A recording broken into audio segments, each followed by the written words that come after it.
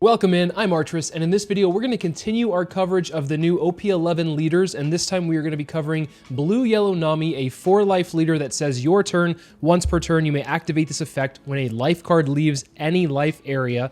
Draw 1 card if you have 7 or less cards in your hand, and then Dawn ×1 on opponent's attack. Once per turn, you may trash 1 card from your hand. This leader gains 2,000 power during this turn. Now, when this leader was initially leaked, I was very guilty of this. I think a lot of us were as well. We thought this leader was going to be absolutely insane based off of just the stats alone that you get. This is really good value, being able to draw whenever you do damage, either to yourself or to the opponent, and then also just pitching any card, just 1 card, and then you, for the rest of that turn, have plus 2,000 power. Very nice defensive capabilities, very tanky towards the end game.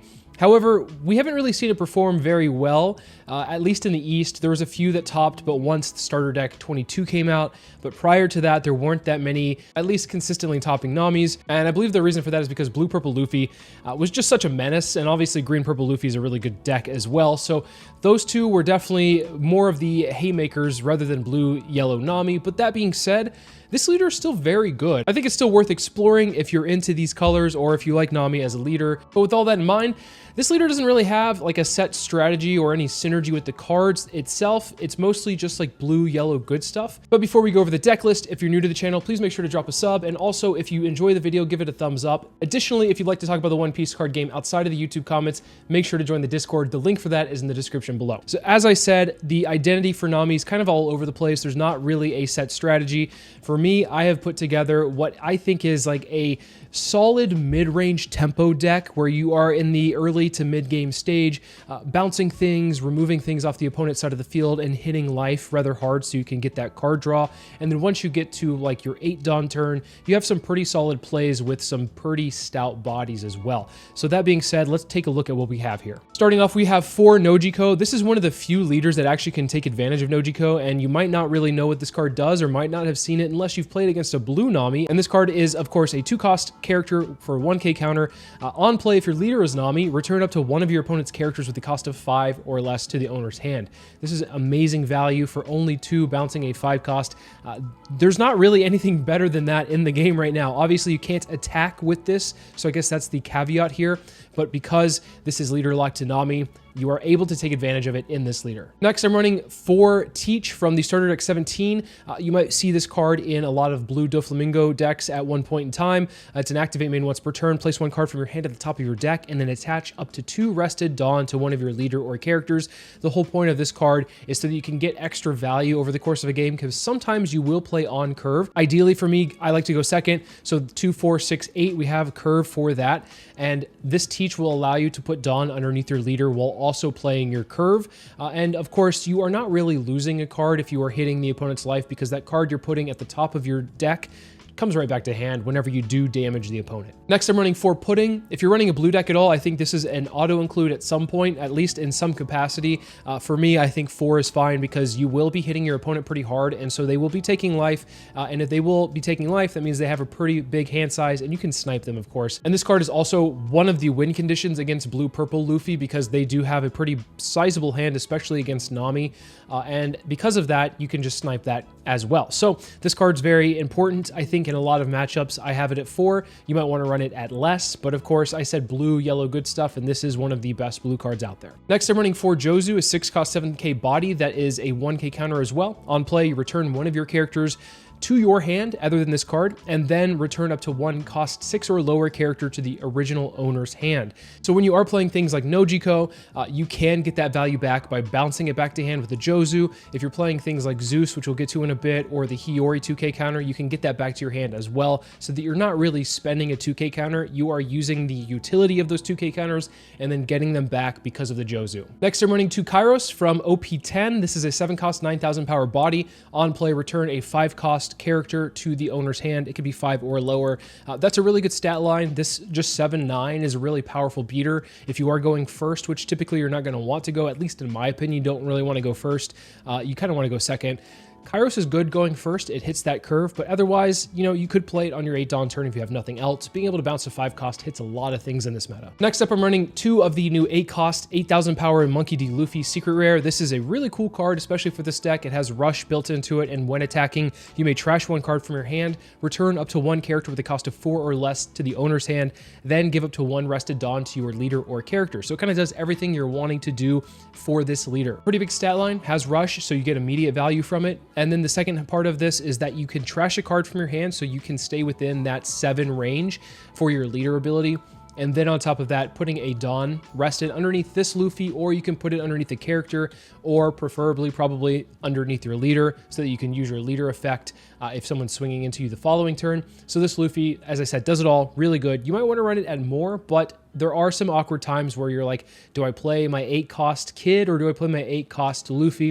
And I think the 8 cost kid is a little bit more valuable, being able to crit life, which we'll get to in a bit, but I think as a result, I have this at 2. Next up, I'm running 4 Hiyori, a 2K counter that just says on play, put the top card or bottom card of your life into your hand, and then put up to 1 card from your hand on the top of your life pile. Ideally, you're putting a trigger at the top of life, and when you do this, you are taking life away from your life area, so you actually get to draw off of this Hiyori. So because of that, this card is pretty powerful. You can also bounce this back with the Jozu, and the other thing you can bounce back to the Jozu is the new Zeus from OP11. This is a 2K counter. On play, you may add 1 card from the top or bottom of your life cards to your hand, KO up to one of your opponent's characters at the cost of 5 or less. This is definitely power creep as well, because we're familiar with Thunderbolt from way back in the day, and Thunderbolt, you had no counter on it, and you had to crit your life in order to KO a 5 or less.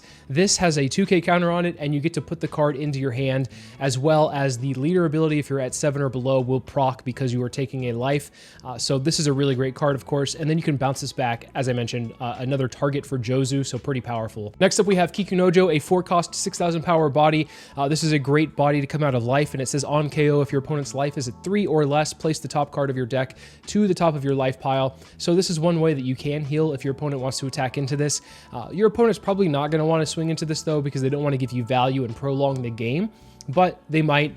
And if that's the case, you're happy to heal off of that. The other thing here is it can come out of life for free if your opponent is at 3 or less life, which is very valuable because a lot of bodies, when they're trigger bodies, you have to have at least some kind of cost on top of that. Pitching a card from hand usually, but this one comes out for free if your opponent is at 3 or less life. Speaking of trigger bodies, we have the 5 cost Satori. This is a 2K counter that says trigger. You may trash 1 card from your hand and play this card. So pretty valuable overall, a nice little body that could come out and surprise the opponent. Maybe an extra swing that you didn't expect to have that you could bring out. Otherwise, this is going to be a 2K counter for the most part. You might not actually need the Satori because of the fact that your leader ability just makes everything +2 for whatever you have in your hand. It could be a brick, it could be whatever. So 2Ks aren't necessarily the strongest thing in this deck. I think 1Ks are a little bit better because once you get to that 7 threshold, your opponent will likely start poking at you for 7. And so Satori might be a little bit of a non-inclusion here, but I think it is a decent body to come out of life. And sometimes you want to use a turn 1 Hiyori play and put something up into the life, and Satori is a solid play outside of the Kikunojo, of course Kikunojo being the best target there. Next, we're running 4 of the Katakuri 5 cost blocker from the starter deck 20, which came out about a year ago at the time of this recording. This is a blocker that says activate main once per turn. You may turn the top card of your life cards face up and then give your leader or up to one of your characters up to 1 rested Dawn. So as you can see, this is another way to put Dawn underneath your leader when you are using like curving out on stuff. So if you don't have a Teach on the field, if you don't have a Luffy on the field, you could have this Katakuri, and this will also service you the same way. Now on to the things we're kind of playing for. I am playing 4 of the 6 cost Linlin from starter deck 20 as well. On play, you may trash 1 card from your hand, so you're actually being able to go down in hand size, but your opponent chooses 1. Your opponent discards 2 cards from their hand, or they trash 1 card from the top of their life. So I see some people running the 7 cost Big Mom, and I think that's a solid option. However, if I get healed, I'm less happy about that. This card, I like both options here. Being able to either force your opponent to go down really low in hand size or crit one of their lives is pretty impactful. And if they crit their life, you get to draw off of it with your leader ability if you're at 7 or less. So this is a pretty powerful card to play on curve. Otherwise, it is a card that you pitch later on for your leader ability once either they have a really low hand size or if they don't have that much life left or any at all. This card can be a brick, but you know, your bricks are pitchable for your leader ability. Then the other card that I usually try to mulligan for is the 8-cost Kid. This is an on play. You may rest this character, trash up to 1 card from the top of your opponent's life cards, and then the end of your turn, if your opponent has 2 or less life cards, draw 1, discard 1. So this is a great filter system. Being able to create your opponent's life is very powerful, as we've all come to know from the 10-cost Big Mom. Obviously, you're not healing off of this, but you don't necessarily need to heal in this deck. Just applying the pressure to life constantly is very impactful. And on top of that, when you're going against things like Blue Purple Luffy and they continue to get that value off of the 9-cost Big Mom and heal, this 8-cost Kid just completely nullifies that, and so this is a really strong card for that matchup specifically. And swinging 9 into 6 is also really annoying for Blue Purple Luffy, so the stat line here is pretty powerful too. And then to wrap it up, we're running 4 red rocks. This is just place any character on the field at the bottom of the owner's deck. I think that we can't really answer things through combat for the most part. At least the tall characters we can't really answer, and so this is the way that we do it. We were able to red rock things and get some value off of it for that. So this card also is very much a brick. Once again, your bricks turn into a 2K at least for the rest of the turn, so you can pitch this if your hand is a little bit dead and you need to stay alive. But overall, you're going to hold on to this at least one of, because there are some big threats that come down and you don't really have an answer to it. Obviously, you're bouncing a lot of the 5-cost up to that point. You have like Nojiko, you're killing it with Zeus, you're bouncing with Kairos, you're bouncing 6-cost with Jozu, you're bouncing 4-cost with Luffy. But once you get to a bigger threshold, the Gum Gum Red Rock really comes in handy. So that's why I have it at 4. You could run other removal tools like Gravity Blade, but I don't really like Gravity Blade as much in this deck. And on top of that, you could also run other things outside of what we see here. I've tried out Cavendish, and I think that's pretty solid. Once we get to starter deck 22, we're going to be able to have the new Odin, which will be able to restand itself and also prevents itself from being removed from the field. So very powerful as a closer for Nami, and I think that's kind of what Nami is missing right now. It's just a very powerful closer, and for me, the closers for this deck are the 8-cost Kid and the 8-cost Luffy.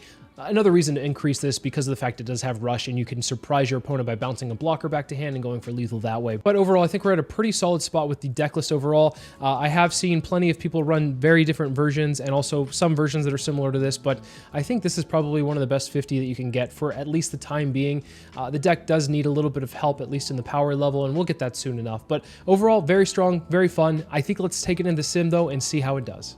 All right, Black Purple Luffy, I actually want to go first in this matchup because of the fact that they have a really strong going first curve. That first hand was not really great, and the second hand's not great either. As you can tell, these are very much going second curves here. I don't exactly know what I should be doing with the cards I have right now, because I could play, obviously this next turn, I could play a Nojiko, but what am I going to bounce? The Law back to hand, that doesn't make any sense. So I'll probably just swing 8 at lead and get a card draw off of my leader ability. And then we'll see what they drop on the following turn, and maybe I play Nojiko, maybe I play Kikunojo. Leader ability procced, we get a red rock. So we have a couple of these ready to go, which is nice because a lot of their stuff is hard for us to target because of the +1. So they do have a lot of 6 drops, but they become 7, and we can't target them otherwise. Here, I think I might just actually pitch a card to stay around the threshold of where my leader ability needs to be. The 6-cost Linlin is good, but I think we're going to play Jozu instead. Yeah, as they played the Zoro down, we'll swing 8 into them. And here they probably want to counter out because I might have Pudding. I don't, but I might. And that's alone is probably good enough for me if I was playing the Black-Purple deck to counter out here. As you can see, they give us 2 2Ks, pretty solid there. They go and play the 3-cost Zoro to be able to ramp up pretty hastily. And I would imagine they probably either play a Frankie or maybe they swing really big here. They could also play that Zoro Juro that had bounced back to hand. It looks like that's what they might be doing. We'll take this hit, and perfect. We got a Kikunojo, so we don't actually have to play the Kikunojo out. And here, I think I'm going to bounce the Zoro back to hand, and then swing 6, and then swing another 6. The reason I bounced the Zoro back to hand instead of the Zoro Juro is because the Zoro Juro has to have some Dawn investment in order for it to be able to swing, as opposed to the Zoro could just swing really just naturally, and that's kind of a pain. They give us 2 1Ks on a 6K swing, so that's very telling here. I think we're in a pretty commanding spot. We do have a lot of cards in hand. We should probably counter out of something here, so at least we can get our leader ability procced if we swing into life. 5 in a lead. As I mentioned, they do have to give that Dawn investment there, although they do get it back with the Zoro Juro, so that's fine. We'll go ahead and pitch the Kikunojo that we've been wanting to play since turn 1, just to get the +2 here, get that brick out of hand, because we have one on the field, so there's no reason to play another one. Here they play a Sanji to rest the Jozu. I don't imagine they're going to swing into the Jozu. That doesn't really make too much sense, I suppose. Who knows? Maybe they will. 6 into 6. I actually kind of want to keep this alive, so I'm going to get rid of the Nojiko because they know I have it. And 7 into 6, we'll give him a 2K here. We'll keep the Kikunojo alive. Then they play Soba Mask. Okay, interesting. That's awesome. We're going to snap Red Rock that and then just go 7, 7, 7 across the board. I just want to get that body off the field, and I don't care about this Zorojuro enough to swing into it. I think swinging 7s into face, because they gave us 2 1Ks that previous turn, is pretty telling here. Gives a 2 and a 1. Okay, and this actually probably will connect. And they are in a really rough spot here. We have out-tempoed them the entire game, and on top of that, we haven't really played any big bodies. It feels pretty good. So they actually play the new 6-cost Beer or Cheer Luffy. I don't know, take your pick at what you want to call it. Giving their leader plus 2K, that's pretty powerful. That is the best card in that deck, and it's so good. I've been playing with that card recently. It's too powerful. Okay, so now we have an opportunity here to, if they don't use their leader ability, which they use the Zorojuro to ramp up, they might use their leader ability. They're not. What? Okay, we actually have a shot here. We actually have a couple ways of doing it. I was going to say, if they don't use leader ability, we could just play this Luffy and bounce it back to hand, which is more of the like stylish way of doing it, but you could also play Zeus because it'll be a 5-cost and KO it. That's probably the more Dawn efficient way, but this is the cooler way. So we're going to bounce this back to hand. And yeah, they just were bricked up after that. They were leaving 2 open to feign the giant, but they just didn't have it at all. So, oh well, we tempoed them pretty hard, and then they bricked up at the end.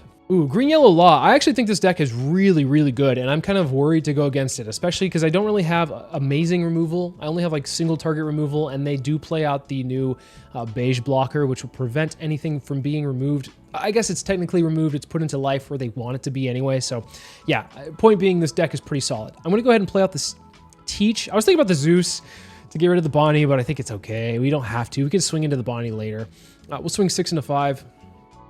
Actually, getting rid of the Bonnie might have been a better play here. I'm thinking about it because they could play out the 3-cost Bonnie, and then, I mean, they're at 5, right? They'd have to play one more thing. Not that that's like a difficult thing for them to do, but it's kind of just like the extra step that they have to take. Yeah, as expected. Okay, so they're going to play the Bonnie, bring the Law out. Actually, if I did get rid of the 1-cost Bonnie, they wouldn't have been able to do this, so good to know. They do have a really good setup here. That's the beige I was talking about. We'll take the 6. How do we reach these kids? I think we have to bounce. No. This is a little bit tricky. I kind of think I should KO the beige with the Zeus. Maybe? I don't know. This is a tough call here.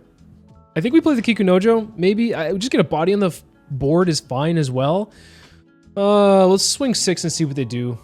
This is probably like either a 2K or a block with the Law and give us a 1K. Block 1K, that's fine. And we'll play the Kikunojo and pass. It's not the most exciting play, but what options do we have? I didn't want to like lose a life and a 2K counter to get rid of this blocker. This thing is too good. This is the reason why, well, not the reason why, but one of the reasons why Law is so scary right now. So they do grab the 7-cost heal Law. So we know what they're going to be doing next turn. They play out a beige 2K counter to stack their life. Oh no. Oh no. Are they swinging really big with this Law blocker? That is a possibility. What else are they going to do? I would if I were them. They have 2 other blockers in the field, so I'd be swinging really hard with this Law. The good news here, though, is that even though we are probably going to take a little bit of a beating here, we do have really uncomfortable cards for Green Yellow Law because of the fact that they have to trash life off of some of these cards. Well, they don't have to off the 6-cost Linlin, but the fact that they're at 4 cards in hand right now, probably about to be 5, and then they have to get rid of 2 of them is not really looking too hot here. So, okay, we'll take this first 9, and they're probably going to swing 6 into lead, bouncing probably, I would imagine, the 2K back to hand.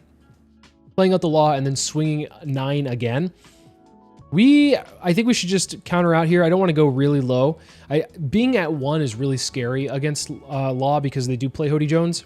So let's go ahead and just get value out of their hand, swinging 6 into this Law here.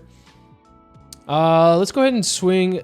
Actually, let's play this Linlin out and see what they do. See if they trash a couple cards. I'm going to have to get rid of this kid, unfortunately, because of the fact that it doesn't have counter. I mean, we can use our leader ability, yes, but I think in the moment, some of these other cards could be better. And we'll pitch the Red Rock if we need to. We can go ahead and swing 8 using the Teach ability because the Red Rock will, well, I guess it'll just stay at the top. They snap block that one, and that's fine. We do have counter in hand though, so we're at least okay. We're in a kind of an awkward spot, but so is Law. If Law gets really aggressive with their blockers here, that could be a problem. And I don't know. We'll see what they do here. I imagine, though, that this is the 7-cost Law coming down this turn. And I don't know how we get past a couple of blockers if that's the case, but play it by ear.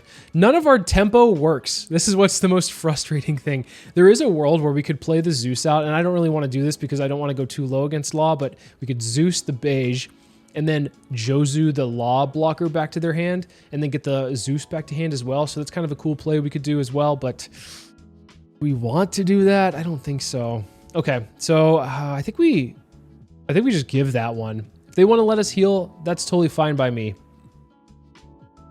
If I were them, I'd probably not swing the blocker Law. I'd probably just leave it. Okay, I would swing it now knowing that there's another one on the field. This guy's seen a lot. I mean, they haven't seen Cavendish. That's like the worst of the worst. If we see a Cavendish coming down from them, that'd be really annoying. Ooh, perfect. We can actually Red Rock. Get that beige out of here. Get it out of here. I forgot that I just stacked it at the top of life. Of course, that was the trigger. Love to see it. And then here, I think we can go ahead and just Red Rock this Law because we can. Get it off the field. And then we'll swing 7 into lead, an awkward number against 1 life and only a couple of cards in hand. So, and then here we can swing 8 into lead. And this one they might just take. They might just go down to 0, but I don't know. It's kind of hard to say. Do you want to lose a Law blocker or do you want to go to 0? 0 is like difficult for them because they can't really... They'd have to have a 7 cost in order to use their leader ability again. I don't think that the Bonnie... I think the Bonnie replaces a life with a card in hand. I don't think it adds a card to the life. So I think that they're done healing unless they have another 7 cost in hand. So that's at least a saving grace here. I guess we didn't need the 8 cost kid after all. We're just doing it off the back of this Lin and leader, which is quite the feat going against green-yellow Law here. This deck is just... It's just like too menacing. There's like so much aura put into this deck. I feel like the people that operate this deck at a high level are just like too good, man. It's like when you have like red-green Law, when people were operating that deck, there was like a certain level of operation where people would just be too good at the deck. And it's like, okay, we get it. You practice this way too much. I think the same thing can be applied to green-yellow, where this deck takes a lot of technical skill. And I think there's a lot of ways you can misplay the deck and just lose. And I see it a lot, but I also see some pilots that do very well. I'd say this pilot has been like in between. They've played it very aggressive, and I think that's how you kind of have to be against Nami anyway. Run me out of resources as quickly as possible here. Now, we have to keep in mind if they're swinging really big, I think they're probably just trying to go for game here. This is an easy just use my leader ability. That's like the one downside here. But this might be, this kind of seems like it could be a restand Law. The way that they leave 5 open and then have swung with their blockers, who knows? If that's the case, they probably are just going to go after the Lin. They might swing 9 into 7 and then restand this. And that's, I guess it's fine. Yep. Read them like a book. But that being said, we can just Zeus.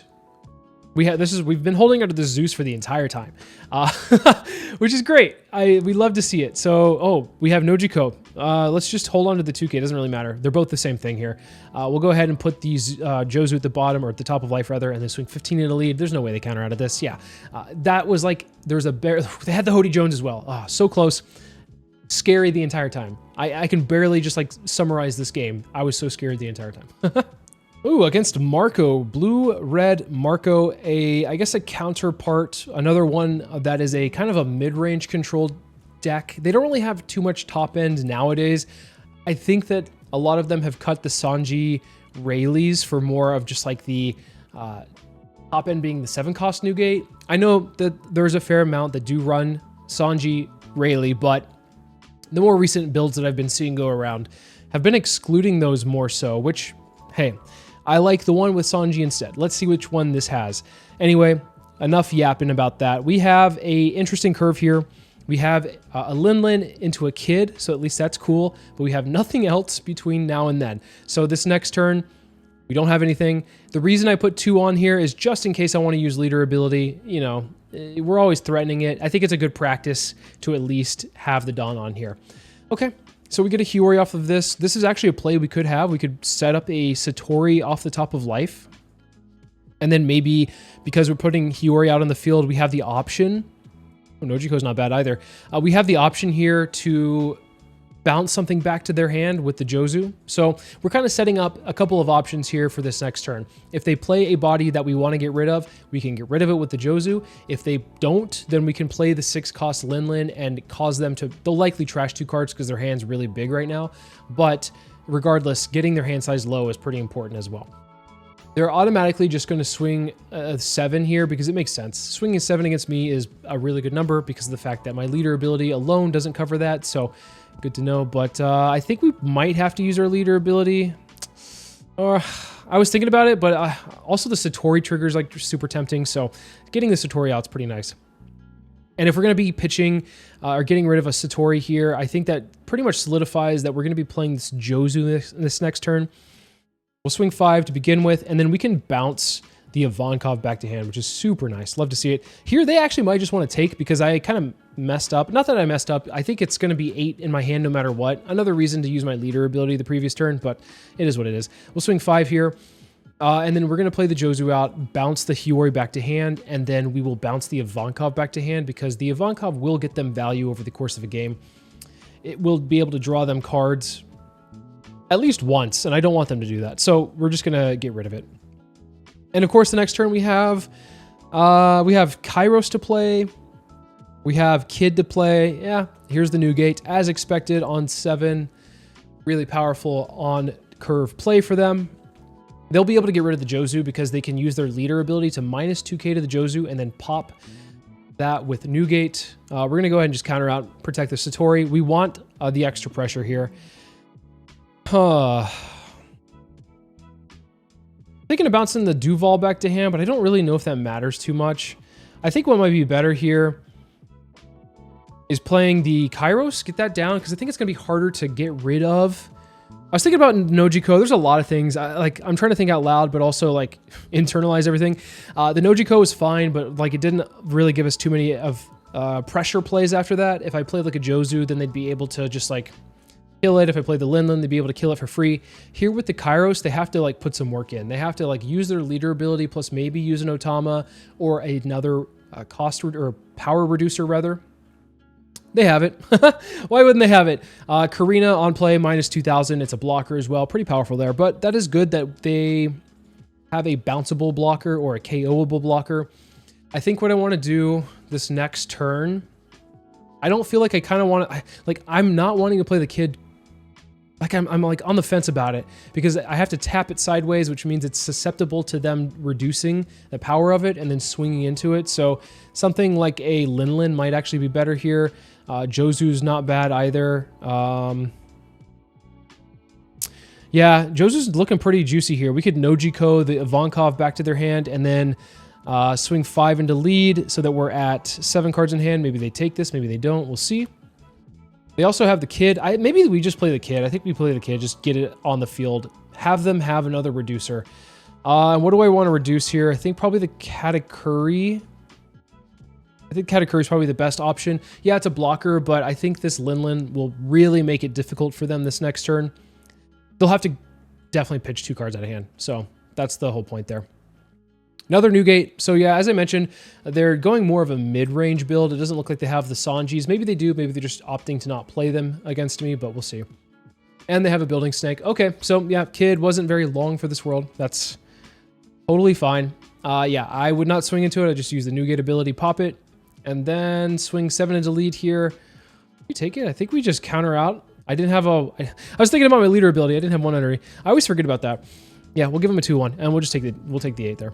This turn, I think we should for sure have 1 underneath our leader, if we can, which I think is pretty powerful to be able to use our leader ability this next turn.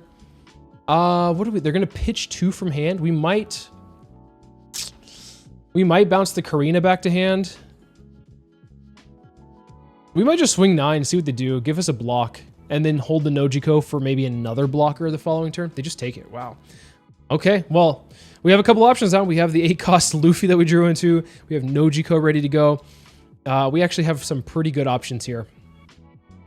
There's a world where we don't have to reveal that we have a Nojiko in hand either. We could play the Luffy down, bounce it back to hand. They'll probably block with one of them. I don't know if that's the right play. We have options is the point. My brain's fried. They'll swing in for 9. We'll use our leader ability pitching the Luffy here. We're going to hold on to the Nojiko the best that we can. We don't want to be lethal. I think that they're trying to go for lethal here because we're at 1. I think that's pretty tempting for them. 11, and then we are able to counter out. We could have countered out of that one, but I didn't want to drop the Nojiko, of course. We'll go 2, 2, and a 1. And thank God we held on to the Nojiko. We're going to bounce the Karina back to hand, and we're going to swing all in with this Lin Lin. Whew.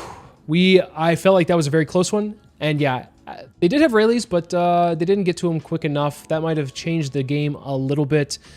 So a few misplays on our end, but we ended up pulling it out. All right, I guess Blue Purple Luffy, they chose to go second. I'm going to keep this hand. I think that the hand is just fine. We have a 2-cost Teach, which is going to put in some mileage against this leader because of the fact that we are going to be able to just attach extra Dawn on and swing into them, which is always very nice. So swinging 8 into 6 is pretty good here. They might counter out. I'm surprised. I thought they might take that one. That's fine. I want them to counter out. I don't want them to take life. To be quite honest, even though it's going to give me my leader ability, I'd much rather them have lower cards or like lower hand size overall. I think we're supposed to play Pudding at some point. I don't know. Maybe not now. They have 4 cards in hand. But yeah, this next turn, we're going to be able to play this Kikunojo out. I'm going to use the Teach ability yet again, put the Pudding at the top of the deck, and then swing 8, and we'll just draw the Pudding right back.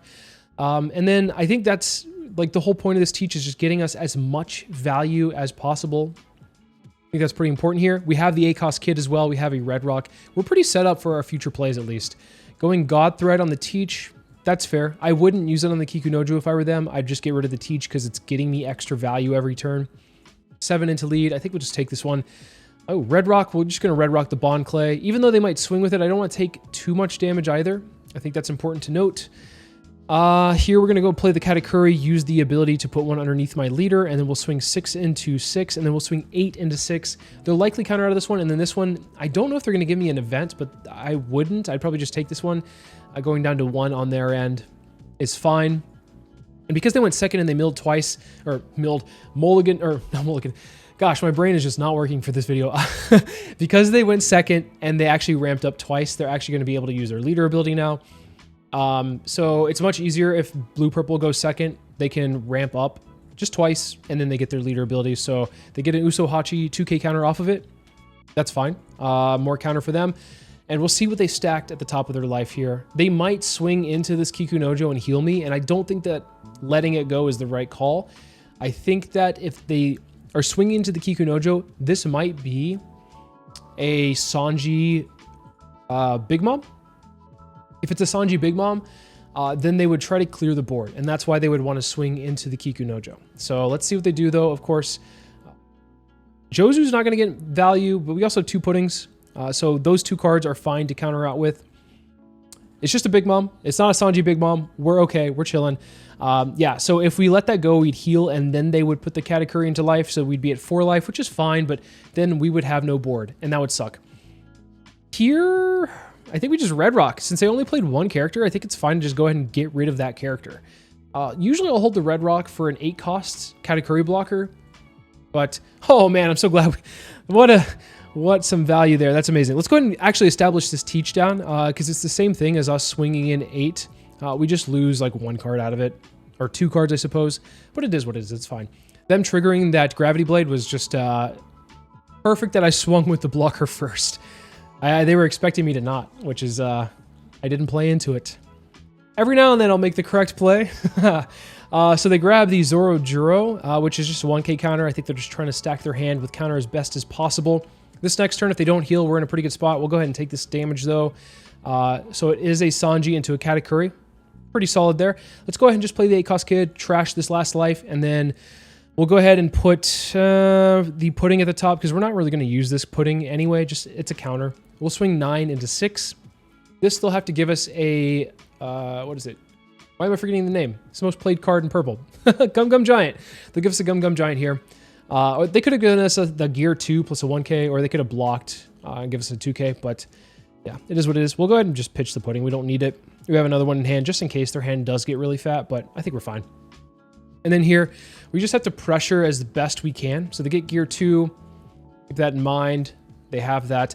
We might, I mean, this Depending on what they do this turn, we might actually putting them. They're back to 6 cards in hand. We know one of them is a counter. I think we have to use our leader ability here. So let's go ahead and just pitch the Katakuri, go up to 7, make it more difficult for them to swing into me. This might mean that they turn their focus into the kid, but I mean, I can protect it if that's the case. So I think we're in a pretty good spot here. Even though we're at 4 cards in hand, I still feel confident enough to close the game out.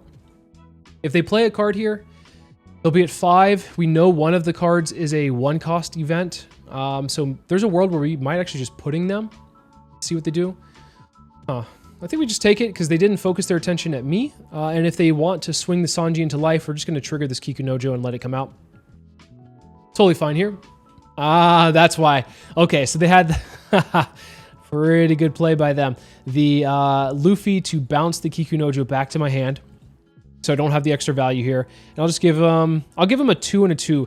The reason I'm doing this instead is because I think I want to putting them this turn. Even though they're at 4 cards in hand and they go up 1 in hand size, I think just getting rid of the potential 2 1-cost events that they have in hand is better.